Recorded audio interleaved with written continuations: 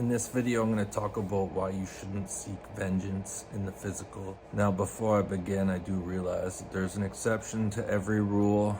However, for the most part, you want to see things from a universal point of view rather than a limited human point of view. And in an out-body experience that I had, where my guides and angels showed me how they viewed this reality, when I came back to my body, I was like, yeah, fuck that. Like, it really took a long time for my human brain to accept the way that this universe operates and how things are seen from the other side. And so if you're capable of doing this, if someone ever does something to you to the point where you would think about wanting to seek vengeance on them, here's the thing. If you can sit back and basically say to the universe, okay, I understand that you have seen what has happened and I am calling justice on this individual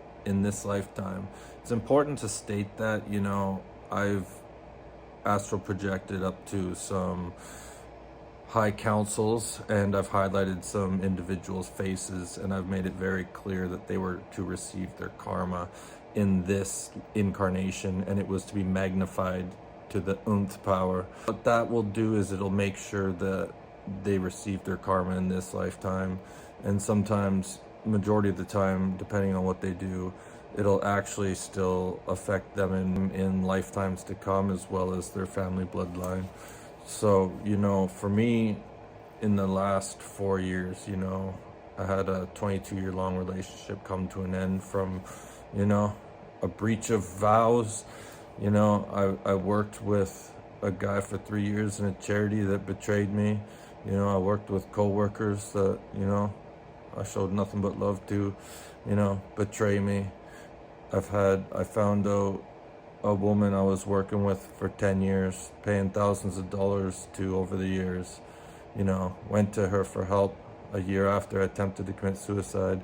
And lo and behold, she was sending me death spells, trying to get me to commit suicide, which was returned back to sender and had her own son taken out. I've had a woman put arsenic in my drink, a lethal dose, and try to kill me.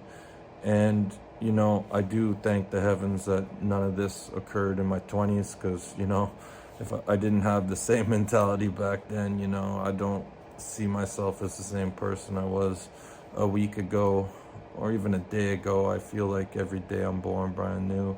But,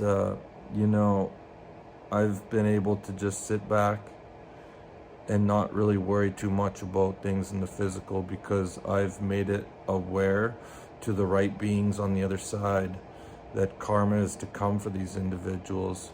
And due to my spiritual ranking, I know for a fact that that's going to take place if it has not already. And if you can do this, if you can show faith that these individuals will receive their karma, you're showing to all the beings that are watching you. See, sometimes when we're human, we think that we're alone, but there's always multiple consciousnesses watching us, and everything you do is recorded.